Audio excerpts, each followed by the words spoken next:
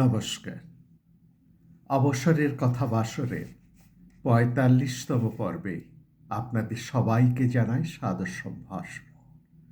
আমরা কথা বলছিলাম এই বেদ ব্রাহ্মণের মধ্যে উপাসনার স্থান কোথায়, কিভাবে এই উপাসনার ধারণাটা এলো।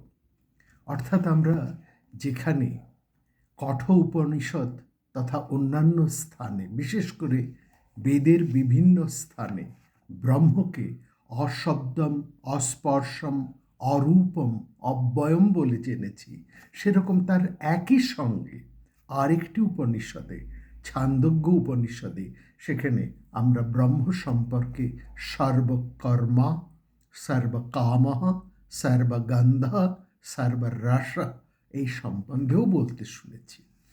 তাহলে এই যে প্রতীক বা উপাসনা কিভাবে এলো, কেন এলো, তার প্রয়োজনটা কোথা থেকে এলো, সেটা কিন্তু আমরা গত পর্বে বিস্তৃতভাবে আলোচনা করেছি। অর্থাৎ সেখানে আমরা দেখেছি এই যে অদ্বৈতবাদ, এই যে অদ্বৈতবাদ কিংবা মীমাংসক যারা যজ্ঞ ইত্যাদি ক্রিয়া করতেন, তারা নির্ভর করেন কিন্তু পুরুষকারের উপর। অদ্বৈতবাদও কিন্তু পুরুষকারের উপরই নির্ভর করে আছে। এখানে তাদের দৃষ্টি এবং মীমাংসকদের দৃষ্টি আলাদা নয়, এক। কিন্তু সবাই তো পুরুষকারের উপর দাঁড়িয়ে সেই নির্বিকার, নিরুপাধিক, অরূপ ব্রহ্মের ধারণা করতে পারেন না। সুতরাং যারা সবাই তো আর পরমহংস হন না, সবাই তো যাজ্ঞবল্ক্য বশিষ্ঠ ছিলেন না। তাদের জন্য প্রতীক উপাসনার একটা প্রয়োজন ছিল। অর্থাৎ উপাসনার মধ্য দিয়ে সেই বিরাটের ভাবকে ধারণ করার একটা চেষ্টা, এটি ছিল সবচেয়ে বড় কথা।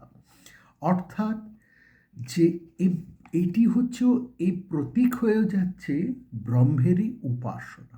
যেহেতু তার সরাসরি উপাসনা হয় না, সেখানে প্রতীকের মাধ্যমে তার উপাসনা হচ্ছে।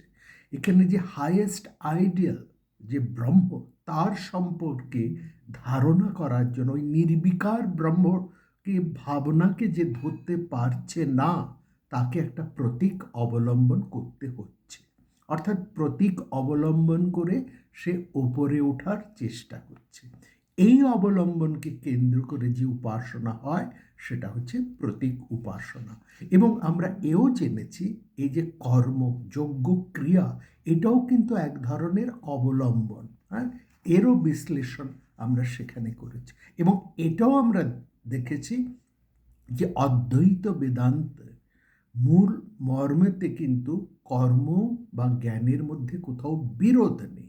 অর্থাৎ শঙ্করাচার্য বলেছেন এই দুটো একসঙ্গে চলতে পারবে না, কিন্তু তার অর্থ এটা নয় তিনি কর্মকাণ্ডের বিরোধী ছিলেন। কেন তিনি বিরোধী ছিলেন, এই কথা বলেছিলেন, এবং কোথায় তার বিরোধাতা নেই, সেটা আমরা বিস্তারিতভাবে গত পর্বে আপনাদের কাছে তুলে ধরেছি। এই সঙ্গে একটা জিনিস, অর্থাৎ যে শঙ্করাচার্যের মধ্যে আমরা যেমন সেই নির্বিকার ব্রহ্ম ভাবনা দেখছি, তেমনিও তো তার মধ্যে প্রচুর লোককল্যাণকারী কাজও দেখছি না। তিনি তো সারা দেশে 4টি মঠ প্রতিষ্ঠা করেছেন, 10 নামে সন্ন্যাসী প্রবর্তন করেছেন, সেখানে মূর্তি প্রতিষ্ঠা করেছেন। অতএব এর একটা প্রয়োজন আছে। এক তাত্ত্বিক দিক থেকে চূড়ান্তে পৌঁছানোর জন্য একসঙ্গে জ্ঞান ও কর্মের প্রয়োজন হয় না। হ্যাঁ, কিন্তু একসঙ্গে প্রয়োজন হয় না বলে যে আগে পরে তার প্রয়োজন হয় না, সেটা কিন্তু শঙ্করাচার্য বলেননি। অর্থাৎ যে একবারে সেই বিরাটের ধারণা করে একদম উপরে পৌঁছে গেছে, তার জন্য সিঁড়ি বা লিফটের প্রয়োজন হয় না। কিন্তু যে পারে না, তার জন্য সিঁড়ি বা লিফটের একটা প্রয়োজন হচ্ছে।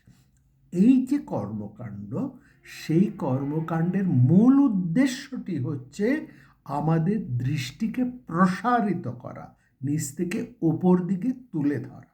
কিন্তু কর্মকাণ্ড যদি নিছক কর্মেই পর্যবসিত হয়, তার অন্তর তাৎপর্য যদি আমাদের উপলব্ধ না হয়, তাহলে সেই কর্মকাণ্ডকে, সেই ধরনের কর্মকাণ্ডকেই কিন্তু নিন্দা করা হয়েছে।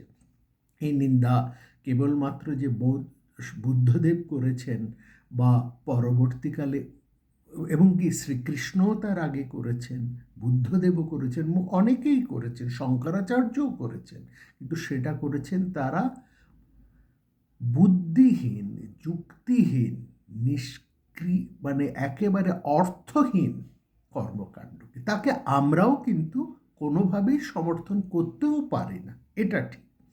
সুতরাং উপাসনার যে একটা প্রয়োজন আছে এবং সেটা কতটা গুরুত্বপূর্ণ, সেটা আমরা গত পর্বে আপনাদের কাছে আলোচনা করেছি বিস্তারিতভাবে।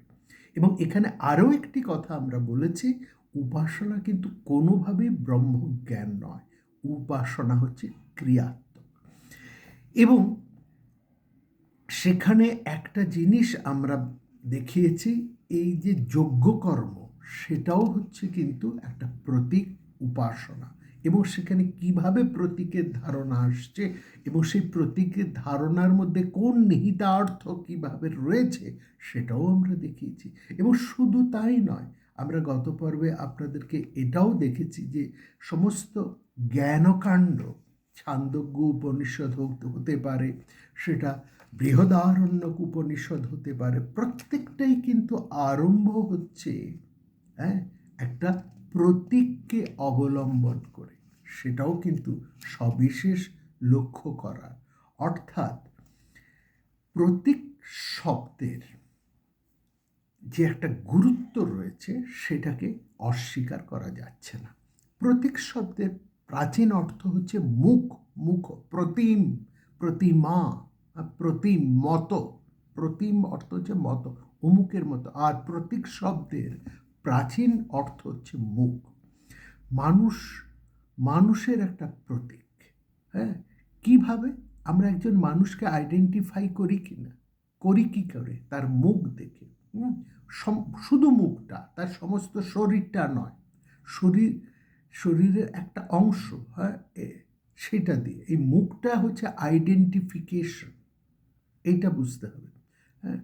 সুতরাং ঋগ্বেদে দেখবেন বলা হচ্ছে জীমুতে শিব ভাবতি প্রতীকম, একদম প্রতীক কথাটা রয়েছে। অর্থাৎ মুখ বজ্রগর্ভ মেঘের মুখের মতন। তার মুখটা কেমন? জিমুতে শিব, জিমুত মানে মেঘ, বজ্রগর্ভ মেঘ, ভাবতি প্রতীকম, তার মুখটা হচ্ছে সেই বজ্রগর্ভ মেঘের মুখের মতন। বেদের মধ্যে মন্ত্র যজ্ঞে ব্যবহার করতে হবে। পুরো মন্ত্রটা বলে সাধারণত তার ব্যবহার হয় না। কিভাবে ব্যবহার হয় একটা উদাহরণ দিচ্ছি। যেমন বলছে অগ্নিম ইড়ে ইতি, এটা মন্ত্র নয়, কিন্তু এটা প্রতীক, এটা একটা অংশ, মুখ বা প্রথমাংশ, সমস্ত সুক্ত যেটা, তার একটা প্রতীক। এটা একটা সিম্বলিজম, এটাও আমরা জানতে পারি। এবার প্রশ্ন হতে পারে, সবই যদি সেই ঈশ্বরের মূর্তি, তাহলে আমরা যে কোনো কিছুকেই একটা মূর্তি বলে ধারণ করে নিতে পারি। তাহলে তো এই এই কাপটাকেও আমরা মূর্তি ধরে নিয়ে তার পূজা করতে পারি। আসলে বলা যায় হ্যাঁ, করা যায়, কিন্তু কে করতে পারে? যার সেরকম জ্ঞান আছে, তার কাছে এই কাপ, এই থালা, বাটি, যাবতীয় যা কিছু, দেয়াল, পর্দা, আলমারি, যা কিছু আমরা দেখছি, সবটাই তার কাছে ঈশ্বর। কিন্তু সবাই কিন্তু সব জিনিসের মধ্যে তাকে ধরতে পারেন না। সুতরাং ধরবার জন্য তার কাছাকাছি একটা ওই আইডেন্টিটির প্রয়োজন হয়, একটা আইডেন্টিফিকেশনের প্রয়োজন হয়, একটা সিম্বলিজমের প্রয়োজন হয়। সেই জন্য প্রতীক হিসেবে দেখবেন বিষ্ণু মূর্তিকে শালগ্রামের মধ্যে ধারণা করা হয়েছে। সব কিছুই বিষ্ণু, বিষ্ণু ব্যয়বেদিস সর্বম, সব কিছুর মধ্যেই তিনি চেয়ে আছেন। তবু বিশেষ বিশেষ জায়গায় তার প্রকাশ। মুখ, হাত, পা সমস্তই শরীরের অংশ। তবে আমরা কেবলমাত্র হাতের ছাপ দিয়ে পাসপোর্ট নিয়ে তো বিদেশে যেতে পারি না। সেখানে আমাদের মুখের ছাপটা, মুখের ছবিটা দরকার। শুধু হাতের ছবি দিয়ে আমরা পাসপোর্ট পেতে পারি না। সেখানে আমাদের প্রয়োজনটা হচ্ছে মুখের ছবি। যে কোনো আইডেন্টিফিকেশন, আইডেন্টিটি কার্ডের মধ্যে আমাদের হাতের বা পায়ের ছবি থাকে না, থাকে আমাদের মুখের ছবি। That's why it is very important.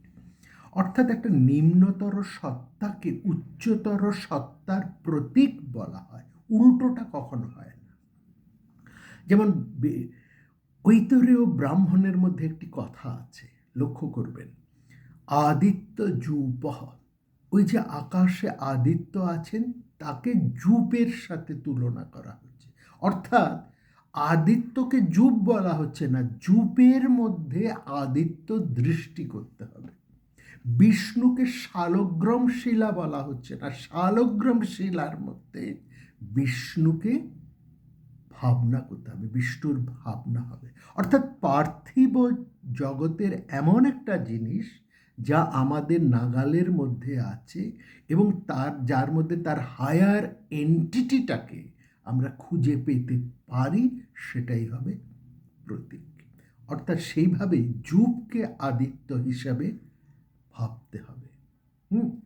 এই জিনিস আমি আদিত্যকে সরাসরি ধরতে পারছি না, অতএব ধরাছোঁয়া নাগালের মধ্যে যেটা আছে সেইটাকে অবলম্বন করে আমার বুদ্ধিকে উত্তীর্ণ করতে হবে সেই আদিত্য ভাবনায়। হ্যাঁ, ছান্দোগ্য উপনিষদে দেখুন আরেকটা উদাহরণ আপনাদেরকে দিই।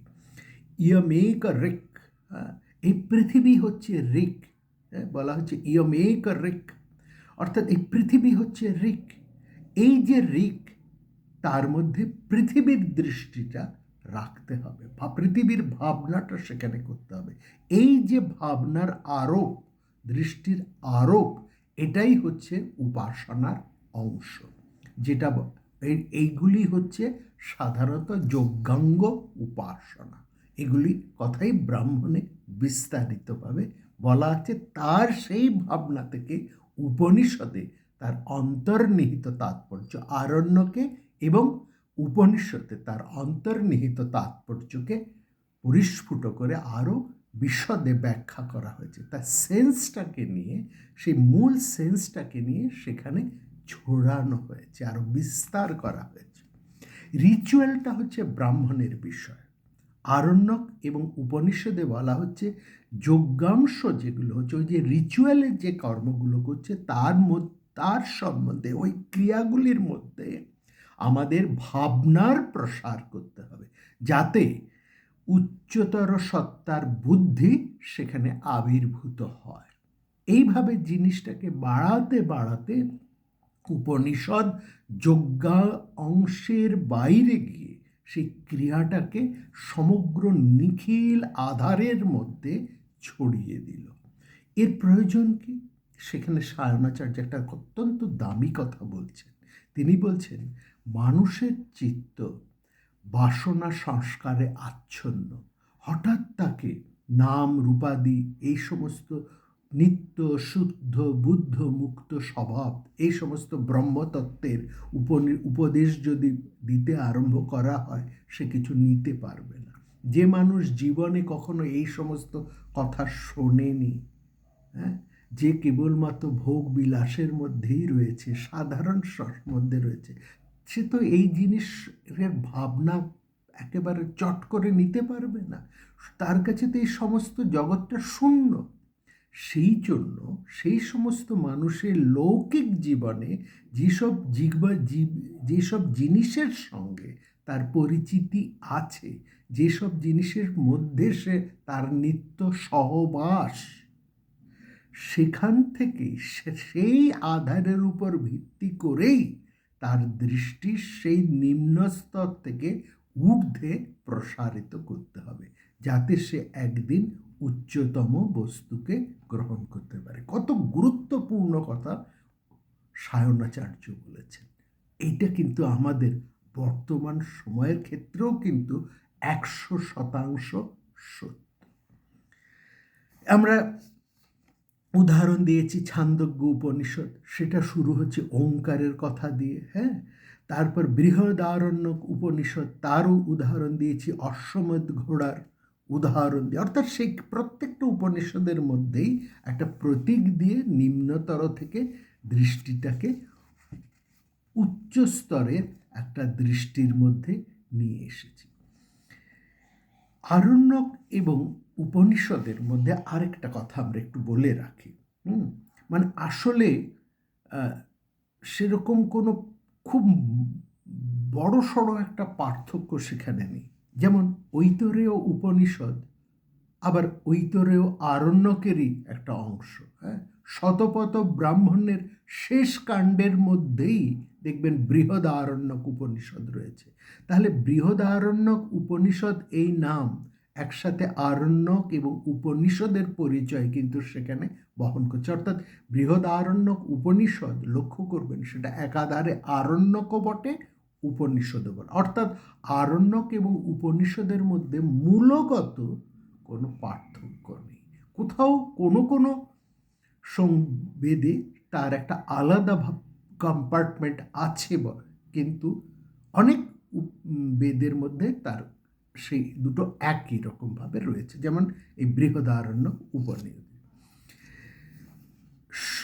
যদি কেবলমাত্র ব্রহ্মজ্ঞানের কথাই বলা হয়, কেবলমাত্র যদি বলি যে উপনিষদ, অনেকেই বলেন উপনিষদ ব্রহ্মজ্ঞানের কথাই কেবলমাত্র বলে, এটা কিন্তু ভুল। যদি শুধুমাত্র ব্রহ্মজ্ঞানের কথা বলি তাহলে যে কোনো উপনিষদ 2-3 পাতার বেশি তার আর কিছু নেই। ওই 2-3 পাতার মধ্যেই সেটা শেষ হয়ে যাবে, হয়তো সেটাও আসবে না। ব্রহ্ম তো শব্দের দ্বারা ধরাই তাকে যায় না। শব্দ যদি না যায় তাহলে তো বলবার কিছু যায় না। ঠাকুর রামকৃষ্ণদেব বলতেন সমস্ত শাস্ত্র উচ্ছিষ্ট হয়েছে, ব্রহ্ম কখনো উচ্ছিষ্ট হয়নি।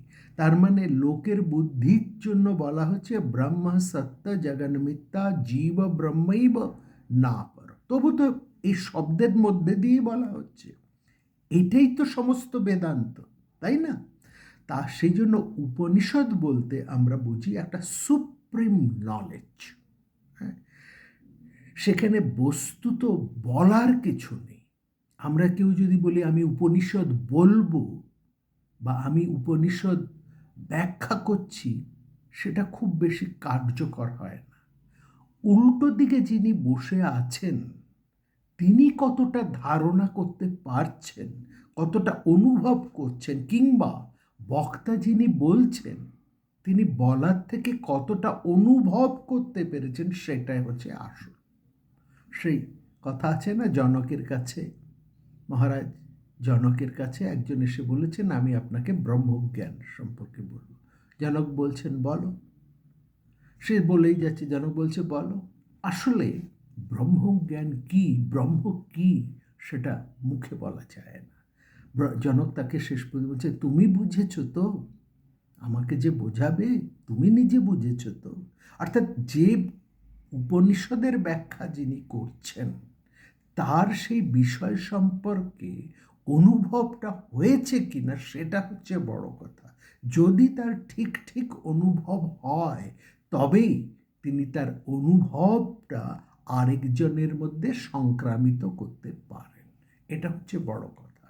তার মধ্যে যদি সেই অনুভবটা না আসে, তিনি কেবলমাত্র শাস্ত্রজ্ঞ, তিনি ব্যাকরণ জানেন, শব্দের কোথায় কি আছে সেগুলো তিনি জানেন, এবং তার বৈচিত্র্য বাক বৈখরি তার প্রচণ্ড রয়েছে, পাণ্ডিত্য আছে, কিন্তু অনুভব যদি তার না থাকে, তার কাছে উপনিষদের ভাবনা সঠিকভাবে পৌঁছয়নি। ঠিক একই রকমভাবে যিনি শুনছেন তিনি কতগুলো শব্দমাত্র শুনছেন না, এই শব্দকে ধারণ করে শব্দের অন্তর্নিহিত যে তাৎপর্য, সেই তাৎপর্যটাকে তিনি অনুভব করতে পারছেন কিনা, এটা হচ্ছে সবচাইতে বড় কথা। সেই জন্য অর্থাৎ সবটাই হচ্ছে যিনি বলছেন এবং যিনি শুনছেন, ব্যাখ্যাকর্তা এবং শ্রোতা দুয়েরই অনুভবটাই হচ্ছে আসল, সবটাই অনুভবের বিষয়।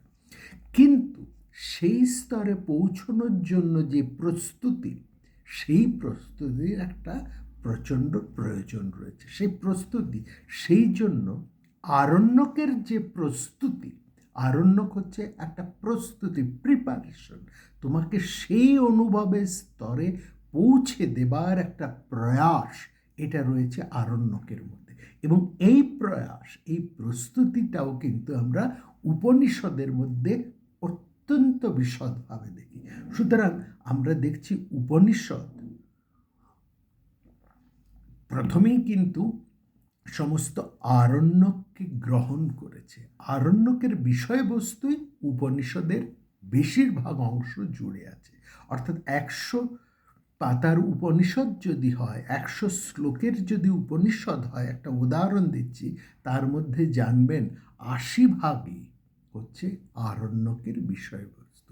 এই 80 ভাগের বা তারও বেশি 85 ভাগই হচ্ছে আরণ্যকের বিষয়বস্তু। এই 85 ভাগের প্রস্তুতি দিয়ে তৈরি করে শেষে, কিংবা অনেক উপনিষদে আমরা দেখছি সেটা প্রায় 90-95 ভাগ পর্যন্ত চলে গেছে, মাত্র 5 ভাগের মধ্যেই সেই সুপ্রিম নলেজের কথাটি সেখানে বলা হয়েছে। হ্যাঁ, যেমন পঞ্চকোষের কথা, এটা আরণ্যকে আছে। অন্ন, প্রাণ, মন, বিজ্ঞান, আনন্দ, একেবারে স্থূল থেকে সূক্ষ্মে। ছান্দোগ্য উপনিষদ দেখুন আরম্ভ হচ্ছে ওই আরণ্যকে, ওই স্থূলত্বের থেকে সূক্ষ্মত্বে যাবার ভাবনা দিয়ে। অর্থাৎ আরণ্যকে যা আছে, উপনিষদ সেটাকেই ব্যাখ্যা করে, প্রস্তুত করে, অনুভবযোগ্য করে তারপরে মূল কথাটি সেখানে বলছেন। হ্যাঁ, সুতরাং এটা ঠিক, মানে ব্রাহ্মণের গুরুত্বটা তাহলে এখানে হচ্ছে, অর্থাৎ যেখানে কর্ম শেষ হচ্ছে তখন সেখানে উপাসনার ভাবটি আসছে।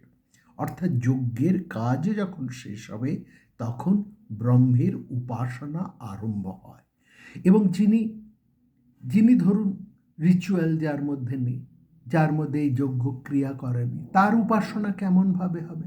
ব্রহ্মের উপাসনা তো প্রচলিত অর্থ হয় না। তার উপাসনা করতে গেলে উপাস্য উপাসক এই একটা দ্বৈত ভাবনার সেখানে প্রয়োজন হয়। সেটা না মানলে তো উপাসনা সম্ভব নয়। উপাসনার মধ্যেও এই দ্বৈত ভাব বর্তমান। সেখানে অহং ব্রহ্ম, এটা হচ্ছে উপাসনা। ব্রহ্ম আমি, এভাবে কিন্তু উপাসনা করা যায় না। হ্যাঁ, এর একটা ডাইরেকশন আছে। আদিত্য যূপ, অর্থাৎ সেই যূপের মধ্যে আদিত্য দৃষ্টি করতে হবে। আদিত্য যূপ দৃষ্টি করতে হবে এমন কখনো নয়, কিন্তু বলা হচ্ছে আদিত্য ব্রহ্মতাদেশ, ছান্দোগ্য উপনিষদে বলছে। অর্থাৎ আদিত্যের মধ্যেই ব্রহ্মদৃষ্টি। প্রথম যূপের মধ্যে সেই আদিত্য ভাবনা, তারপর আদিত্য ভাবনার মধ্যে ব্রহ্ম ভাবনা, এভাবে এক স্তর থেকে আরেক স্তর, তারপরে আরেক স্তর, ধাপে ধাপে উত্তরণ। হ্যাঁ, তাহার অর্থাৎ মূল কথা হলো একটা হায়ার এন্টিটিকে একটা লোয়ার এন্টিটি দিয়ে ধরে তারপরে ধীরে ধীরে ওঠা, মানে সে যেটাকে খুব চমৎকার করে বলা যায়, comprehended a higher entity by means of a lower entity. এই হচ্ছে মূল কথা। অর্থাৎ এইটাই হচ্ছে মূল ভাবনার জায়গা, উপাসনার। সুতরাং প্রতীকে ব্রহ্মের দৃষ্টি করতে হবে। যেমন অহং ব্রহ্মাস্মি, এই কথাটার মধ্যে খুব কম মানুষেরই অধিকার। সেই জন্যই মূল কথা হলো প্রতীক উপাসনার একটা ব্যবস্থা। এটা যজ্ঞের অঙ্গ না হলেও হবে, অন্য কোনোভাবেও প্রতীক উপাসনা করেও করতে পারে, পূজা পদ্ধতির মধ্যে দিয়েও করতে হবে, কোনো মূর্তি বিগ্রহের মধ্যে দিয়েও তাকে সেটা করতে হবে। আর বিগ্রহের ব্যাপারটা তো বেদের মধ্যেই আছে। গত পর্বে তো আমরা সেটা নিয়ে আলোচনা করেছি। হ্যাঁ, তো এইটা হচ্ছে সবচাইতে বড় কথা। অর্থাৎ একটা নিম্নস্তর থেকে ধীরে ধীরে দৃষ্টি প্রসারিত করে, হৃদয়কে প্রসারিত করে উচ্চস্তরে যাওয়া। যেমন প্রাইমারি ক্লাস থেকে হায়ার ক্লাসে যাওয়া। ঠিক আছে, এইখানে যেমন দেখুন, অর্থাৎ আনলিমিটেড সুপ্রিম বিংয়ের সাথে আমার একটা সংযোগ সাধন। তা এইটাতে এখন প্রশ্ন হচ্ছে, সবাই কি এই প্রতীক ভাবনার মধ্যে দিয়েও সেই বিরাট ভাবনাকে ধরতে পারবে? এই প্রশ্ন এসছে। প্রতীক, প্রথম বলা হলো নিরাকার ব্রহ্মের ধারণা সবাই করতে পারেন না, তার জন্য একটা প্রতীক উপাসনা। কিন্তু তার থেকেও তো নিম্ন স্তরের অধিকারী থাকতে পারেন। তখন সেখানে প্রশ্ন হলো যে প্রতীক উপাসনার মধ্যে দিয়েও কি সে সেই বিরাটকে ধরতে পারে, নাকি সেই ওই প্রতীকের মধ্যেই চিরকাল আবদ্ধ হয়ে রইল? অর্থাৎ একজন মানুষ সারা জীবন পূজা পাঠ করে গেলেন, তার কোনো মনের উত্তরণ হলো না। সে প্রতিদিন চন্দন ঘষছে, মন্ত্র পড়ছে, দেবতাকে ফুলমালায় সাজাচ্ছে, ভোগ নিবেদন করছে, একেবারে নিষ্ঠা ভরে করছে, কিন্তু তার মনের কোনো প্রসারণ ঘটছে না। কথাটা হচ্ছে প্রসারণ হচ্ছে কিনা, ওই যে অধ্যাত্ম জায়গাটা, অধ্যাত্ম মানে হচ্ছে তোমার পরিবর্তনটা ঘটছে কিনা। এটাই তো অধিযোগ্য থেকে একেবারে অধ্যাত্মযোগ্য। এই যে জার্নিটা, এই জার্নিতে তুমি এগোচ্ছ, এটা বুঝবো কি করে? আমার অগ্রসরতা হচ্ছে, আমি বুঝবো কি করে? অর্থাৎ আমার মনের পরিবর্তন ঘটছে কিনা। আমি আগে যা ছিলাম তাই যদি থাকি, তাহলে আমার এসব ক্রিয়াগুলো সবই নিষ্ফল। অর্থাৎ ক্লাস 1-এ আমি যাই ছিলাম, ক্লাস 5-এ আমি প্রমোশন পেয়ে পেয়ে আমাকে ঠেলে ঠেলে তুলে দিল, কিন্তু ক্লাস 1-এ আমার যা জ্ঞান ছিল ক্লাস 5-এও আমার সেই জ্ঞানই আছে। তাহলে বুঝবো যে আমি ক্লাস 5-এর যোগ্য হইনি, আমার কোনো পরিবর্তন হয়নি। সেই জন্য এখানে প্রশ্ন হচ্ছে যে প্রতীক ভাবনাটাও কি সবাই সঠিকভাবে ধরতে পারবে? বলছে না পারলে কিছু করার নেই, যার যেমন অধিকার ক্ষমতা সে ততটাই গ্র্যাব করবে। একেবারে প্রতীক দিয়ে সে ব্রহ্মভাবনায় পৌঁছে যেতেই পারবে এমনটা নাও হতে পারে। সে ধীরে ধীরে এগোবে, এই জন্মে না হলে তার পরের জন্মে হবে, এমনই বলেছে। সবাই অঙ্ক শিখে যে আইনস্টাইন হয়ে যাবে এমন তো কথা নয়। সে যদি আইনস্টাইন না হয় তাহলে কি সে অঙ্ক শিখবে না? প্রশ্ন তো তাই। গান শিখে সবাই লতা মঙ্গেশকর বা সন্ধ্যা মুখার্জি হবেন এমন কথা নয়, কিংবা মানবেন্দ্র হেমন্তও হবেন, মান্না দে হবেন এমন কথাও নয়, কেমন সুমনও হবেন এমন কথাও নয়। কিন্তু তা বলে কি সে গান শিখবে না? নিশ্চয়ই শিখবে, এবং প্রযত্ন করতে করতে তার মধ্যে যদি সেই প্রযত্ন থাকে, চেষ্টাটা থাকে, প্রয়াস থাকে, একদিন না একদিন হবে। এবার না হলে পরের বার হবে, সুতরাং তাকে হবে।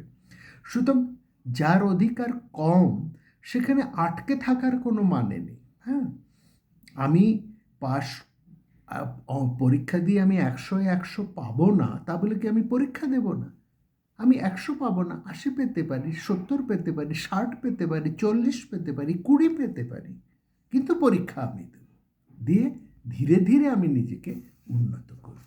সুতরাং উপাসনার ফল কোথায় কেমন হবে, হ্যাঁ, সেটা কিন্তু পরিষ্কারভাবে বলা আছে। উপনিষদের মধ্যে এটা বলা আছে যে মনকে ব্রহ্ম ভাবনা করে, মনকে যে ব্রহ্ম ধরে উপাসনা করতে পারে তার এই ধরনের ফল হয়। যে আকাশকে ব্রহ্ম ভেবে উপাসনা করতে পারে তার আরেক রকমের ফল হয়। মানে আমার দৃষ্টি যেমন যেমন প্রসারিত হচ্ছে, ফলেরও তার মধ্যে একটা তারতম্য ঘটছে। এটা হচ্ছে ভেরি ইম্পর্টেন্ট। অর্থাৎ যখনই প্রতীকের মাধ্যমে উপাসনা হচ্ছে, তখনই প্রতীকের কিছু প্রাধান্য কিন্তু এসে পড়বে। এটা মনকে ভেবে করছি তার এক রকমের ফল, আকাশকে ভেবে করছি তার আরেক রকমের ফল। হ্যাঁ, অর্থাৎ প্রতীকের তারতম্যের উপর ফলের তারতম্য ঘটে। অর্থাৎ শুদ্ধ ব্রহ্মে উপাসক যখন প্রকাশ করতে পারে না, তবে ব্রহ্মের একটা সাধারণ ধারণা তার মধ্যে সেটা আসছে, এবং সেভাবেই সে ধীরে ধীরে কিন্তু এগোতে থাকে। এই ধারণাটা তার চলে, এবং সেখান থেকেই আরেকটা ভাবনার আমাদের মধ্যে আসে, সেটা হচ্ছে মৃত্যু ভাবনা। অর্থাৎ সবটাই যে এই সিস্টেমের মধ্যে দিয়ে চলে শেষ হয়ে যাচ্ছে তা কিন্তু নয়। অর্থাৎ এই জন্মে আমি সাধনা করে গেলাম, এই আমার দেহপাত হলো, আমার মৃত্যু ঘটলো, তার কি আমার সব শেষ হয়ে গেল? তা কিন্তু নয়। সেটা কিন্তু আবার পরবাহিত হয়ে যায়, সেটা অন্য বিষয়, সেটা একটা অন্য টপিক, আমরা তার মধ্যে যাব না। তবে এটা ঠিক, এটা যারা বিদ্যার অনুশীলন বা সগুণ ব্রহ্মের উপাসনায় নিরত থাকেন তারা একটা নির্দিষ্ট স্থান পর্যন্ত যান। তারপরে যারা প্রতীক ত্যাগ করে সে নির্বিকার ব্রহ্মের মধ্যে নিজেকে স্থাপন করতে পারেন তিনি একেবারে সরাসরি ব্রহ্মলোকে যান। এটা তো ঠিক। তুমি যদি স্কুল ফাইনাল অবধি পড়ো তাহলে তোমার এক রকমের মান হবে, তুমি যদি হায়ার সেকেন্ডারি পাস হও তোমার এক রকমের মান হবে, তুমি যদি গ্র্যাজুয়েট মাস্টার ডিগ্রি কিংবা তুমি যদি ডক্টরেট বা উচ্চতর যত তোমার জ্ঞানের আধান হবে সেইভাবে তোমার পজিশন হবে, সেইভাবে তোমার ফললাভ হবে। এটা যেরকম ব্যবহারিক ক্ষেত্রে সত্য, এই অধ্যাত্ম ক্ষেত্রেও কিন্তু সেটা সত্য, সেই ভাবনাটা সেখানে কিন্তু রয়েছে। তবে মূল কথা হলো এই প্রতীকের ভাবনা বা এই উপাসনার ভাবনার গুরুত্বটা কিন্তু ভীষণভাবে সে সময় চলে এসছে এবং আমরা সেটা দেখছি। সেখান থেকে আমরা একটা ভাগবত ধর্মের প্রচলন আমরা সেখানে দেখছি এবং এই যে ভাগবত ধর্ম, এই ধর্মে বলা হয় স্বয়ং শ্রীকৃষ্ণ তিনি এই ভাগবত ধর্মের প্রচার করেছিলেন, এটা বলা হয়, ইতিহাসে আছে। হ্যাঁ, তিনি ধর্ম সংস্থাপনের জন্য এসেছিলেন, যুদ্ধ বিগ্রহের মধ্যে দিয়ে যে সমস্ত দুরাচারী ক্ষত্রিয়রা অত্যন্ত অহংকারী হয়ে উঠেছিলেন তাদেরকে তিনি বিনাশ করেছেন এবং এই জন্যই তার আবির্ভাব এটা। এবং তিনি স্বয়ং গীতার মধ্যেও তাই বলেছেন, পরিত্রাণায় সাধনাং বিনাশায় চ দুষ্কৃতম। এই আবির্ভাবের মধ্যে দিয়ে তিনি অপূর্ব একটি শাস্ত্র গ্রন্থ অর্থাৎ সমস্ত শাস্ত্রের সার, সমস্ত উপনিষদের সার একটি গ্রন্থ আমাদেরকেও তিনি উপহার দিয়ে গেলেন, সেটি হচ্ছেন এবং এইখান থেকে সেটি হচ্ছে ভগবদ্গীতা। এবং এখান থেকেও আমরা বুঝতে পারি তিনি একজন ঐতিহাসিক পুরুষ, শ্রীকৃষ্ণ একজন ঐতিহাসিক পুরুষ, এই নিয়ে কোনো আমাদের সন্দেহ নেই। এবং আমাদের এটা এখন মোটামুটি অনেকটা প্রমাণিত যে তিনি তার আবির্ভাব ঘটেছিল খ্রিস্টপূর্ব মোটামুটি ৩,৫০০ বছর এবং সেই সময় তিনি অবস্থান করতেন এবং সেই সময় তিনি এই মহাগ্রন্থ গীতা অর্জুনকে উপদেশ করেছিলেন। এই ভাগবত ধর্মকে কেন বৈদিক ধর্ম বলে প্রথমে ধরা হতো না, একে একটা আলাদা মতবাদ বলে ধরা হয়েছিল? তার কারণ হচ্ছে শ্রীকৃষ্ণ যেই সময় আবির্ভূত হয়েছিলেন সেই সময় ওই যে কথা আমরা বারবার বলেছি, বৈদিক ধর্মের যে কর্মকাণ্ড যেটা যেভাবে অনুশীলিত হতো সেটাকে বলা হতো শ্রেষ্ঠ ধর্ম। কিন্তু নিঃসন্দেহে বৈদিক ক্রিয়াকাণ্ড নিয়ে আমাদের কোনো আপত্তি নেই, সেটা তার শ্রেষ্ঠত্ব নিয়েও কোনো দ্বিমত নেই, কিন্তু ব্যাপারটা দাঁড়ালো কোথায়? সেটা একটা নিষ্প্রাণ কর্মে পরিণত হয়ে গেছিল। অর্থাৎ যাজ্ঞিক ক্রিয়ার তাৎপর্যটাকে সেটা ভুলে মানুষ কেবলমাত্র তার একটা নিষ্প্রাণ আয়োজন করে যেতেন।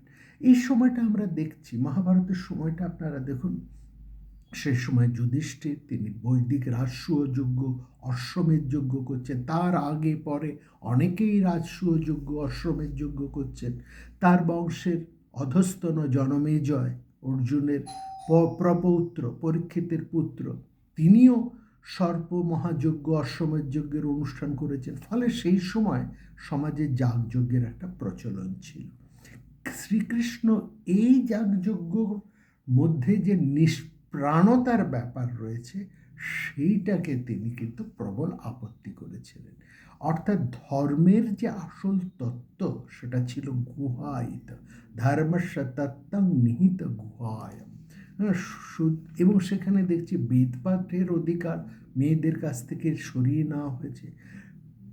পরবর্তী সময়ে এই একটা যে অবক্ষয়ের ধারা চলতে আরম্ভ করেছে, শ্রীকৃষ্ণ সেই অবক্ষয় থেকে মানুষ সমাজকে রক্ষা করার জন্যই তিনি ভাগবত ধর্মের প্রচার এবং প্রসার করেছেন। এই যে ভাগবত ধর্ম, সেটা কত পরবর্তী সময়েও এসেছে সেটার আমরা কিন্তু ইতিহাসেও দেখতে পাই। একেবারে চন্দ্রগুপ্তের সময় খ্রিস্টপূর্ব 4th শতক মেগাস্থানিস যখন চন্দ্রগুপ্তের রাজসভায় এসে উপস্থিত হয়েছিলেন, সে সময় সেখানে তিনি বলেছেন যারা সৌরসেন নয় তাদের মধ্যে হেরাক্লিসের উপাসনা প্রচলিত আছে। তিনি দেখেছেন কোনখানে, না তিনি বলেছেন ক্লিসোবোরা ও মেথোরাতে। এই যে ক্লিসোবোরা মানে হচ্ছে কৃষ্ণপুর, অর্থাৎ মানে সম্পূর্ণ ওই ব্রজভূমির অংশ, আর মেথোরা মানে হচ্ছে মথুরা। আর তার মানে এখানে আমরা দেখতে পাচ্ছি খ্রিস্টপূর্ব 4th শতকে ভগবান শ্রীকৃষ্ণ উপাসিত হচ্ছেন ক্লিসোবোরা এবং মেথোরা। হ্যাঁ, ক্লিসোবোরা মানে বৃন্দাবন আর মেথোরা হচ্ছে মথুরা। এই কৃষ্ণপুর এবং মথুরাতে শ্রীকৃষ্ণের উপাসনা হতো। সৌরসেন মানে সুরসেনের বংশধরের মানুষেরা এই উপাসনা করতেন। অর্থাৎ সেখানে কিন্তু শ্রীকৃষ্ণ একটা গোষ্ঠীর মানুষের কাছে দেবতা বলে চলে আসে। তার পরের দিকে যদি আমরা চলে আসি তাহলে আমরা দেখব এই উপাসনা ধীরে ধীরে প্রসারিত হচ্ছে এবং সেখানে আমরা দেখছি একটা ধর্ম উদ্ভূত হয়েছে, যে ধর্মকে বলছে ভাগবত ধর্ম। এই ভগবত ধর্মের উত্তরকালকে বলা হয়েছে 8ম শতক। এই ধর্ম আসলে মহাভারতের সমসাময়িক। হ্যাঁ, এবং সেখানে মোটামুটি 2500-3000 বছর আগে থেকেই সেটাকে আমরা কিন্তু গ্রহণ করেছি এবং এই সময় থেকে বিরাট মহাভারতের যুদ্ধর পর থেকে আমরা দেখছি এই ধর্মের একটা প্রসার রয়েছে এবং এই ধর্মের মূল গ্রন্থটি হচ্ছে গীতা। এই গীতার মধ্যে সমস্ত বৈদিক ধর্মের সারটি সেখানে ধরা হয়েছে। অর্থাৎ এই যে ভাগবত ধর্ম, তার মূল গীতা, এই গীতার মধ্যে দিয়ে বৈদিক ধর্ম একটা অন্যভাবে সর্বত্র প্রচারিত হলো। অর্থাৎ বৈদিক ধর্মের যে মূল তত্ত্ব যা হারিয়ে গেছিল তাকে নতুনভাবে গীতার মধ্যে দিয়ে আবার প্রচারিত করা হলো। খ্রিস্টপূর্বের 2য় শতকে যদি আমরা আসি তাহলে দেখবেন মধ্য ভারতে বেশনগর বলে একটা জায়গা আছে, হ্যাঁ, যার প্রাচীন নাম হচ্ছে বিদিশা। সেই বিদিশাতে একটা গরুড় ধ্বজ ছিল, যেটা এখনও আছে। হ্যাঁ, এই গরুড় ধ্বজ সাধারণত শ্রীকৃষ্ণের মন্দিরের সামনে থাকে। সেই গরুড় ধ্বজ যেখানে রয়েছে তার উপরে লেখা আছে দেব দেবস্য বাসুদেবস্য, অর্থাৎ দেবদেব যে বাসুদেব, সেই বাসুদেবের প্রতি সম্মান জানানোর জন্য এই গরুড় ধ্বজটি নির্মিত হয়েছে। কে এটা তৈরি করেছেন, না হলিডোরাস দি ভাগবত। হলিডোরাস যে ভাগবত ধর্মের প্রতি বিশ্বাস, এই হলিডোরাসকে, এরা হচ্ছেন গ্রিক। কাজে কাজে আমরা দেখতে পাচ্ছি ভারতবর্ষ নয়, ভারতবর্ষের বাইরেও যে সমস্ত জাতি ভারতবর্ষের সংস্পর্শে এসেছে তাদের মধ্যেও এই ভাগবত ধর্ম প্রচলিত করেছিলেন। ভগবান শ্রীকৃষ্ণ তো এই ভাগবত ধর্ম সংস্থাপনের জন্যই এসেছিলেন। অর্থাৎ তিনি বেদ এবং উপনিষদের একটা অন্যতর ব্যাখ্যা দিলেন। ঠিক যেরকম যুগাচার্য শঙ্করাচার্য এসেছেন, পরবর্তীকালে আমরা মধুসূদন সরস্বতীকে দেখেছি। এই ধারা কিন্তু আরও অনেক আগে থেকে রয়েছে। শ্রীকৃষ্ণ অর্থাৎ যুগে যুগে এরকম মহামানবেরা আসেন, ঈশ্বরের আবির্ভাব ঘটেন অবতারের, তারা যুগ সন্ধিক্ষণে এসে ক্ষয় প্রাপ্ত থেকে সেই আমাদের সনাতন ধর্মকে, এই বেদের ধারণাকে রক্ষা করেন এবং তাকে যুগোপযোগী করে এক নতুন মাত্রায় তাকে আবার মানুষের কাছে উপস্থাপন করেন। এইটা হচ্ছে মূল কথা। এইভাবেই আমরা দেখছি যে বেদের যে মূল অংশ যা মন্ত্রের মধ্যে দিয়ে ধার ছিল, তার প্রায়োগিক অংশ দেখলাম ব্রাহ্মণে। সেই ব্রাহ্মণের থেকে আমরা বিভিন্ন বিষয়ে কেমনভাবে তা ধরা হলো, এবং সেই ধারণার থেকে সাধারণ মানুষকে ধরবার জন্য সেখানে এলো নিরাকার ব্রহ্ম থেকে এলেন সাকার ব্রহ্ম, অর্থাৎ উপাসনা।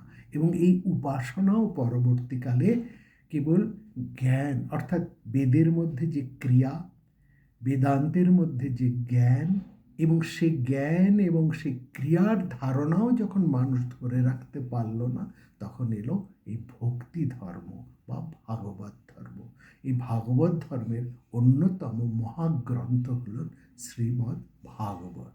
ভাগবতের মধ্যেও সেই ভক্ত ভগবানের অপূর্ব এক সম্মিলনের আরেক নতুন জাহ্নবী দ্বারা সৃষ্টি হলো। কিন্তু মনে রাখবেন, সবটারই উৎস কিন্তু সেই এক ব্রহ্মের থেকে, এক বেদের থেকে।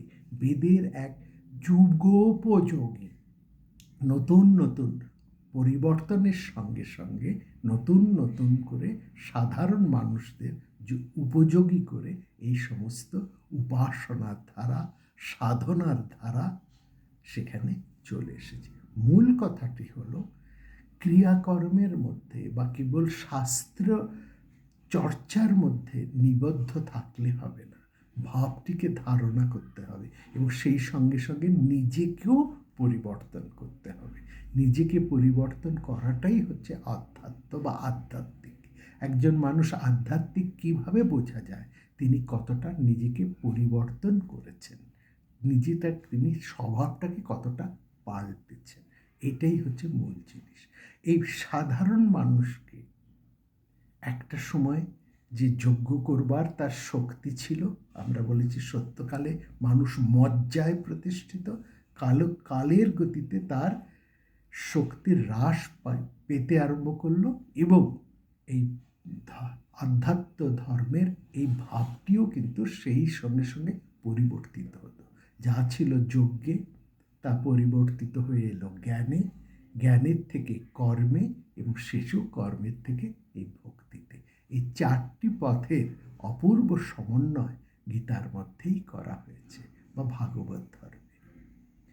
খুব ভালো থাকবেন। দীর্ঘ সময় আমরা এই দক্ষিণ ভারতের বিভিন্ন শৈল শহরে বাস করেছি। এখানে বিভিন্ন জায়গায়, বিভিন্ন প্রতিষ্ঠানে আমরা কিছু আলোচনা করার এবং কিছু শোনার সুযোগ পেয়েছি, দেখা হয়েছে, পরিচিত হয়েছে বহু পুরনো আমাদের পরিচিত মানুষদের সাথে। এখানে আমরা অনেক গুরুদেরকে স্মরণ করেছি। আগামী যে গুরু পূর্ণিমা আসছে, সেই দিন সেই গুরুর উদ্দেশ্যে আমরাই আমাদের সমস্ত অঞ্জলি তার পায়েই নিবেদন করছি। খুব ভালো থাকবেন।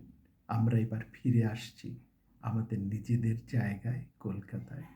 আশা করি কিছুদিনের হয়তো একটু পর্ব বন্ধ থাকবে, কিছুদিন একটু আমাদের অবসর নিতে হবে, একটু ছুটি নিতে হবে।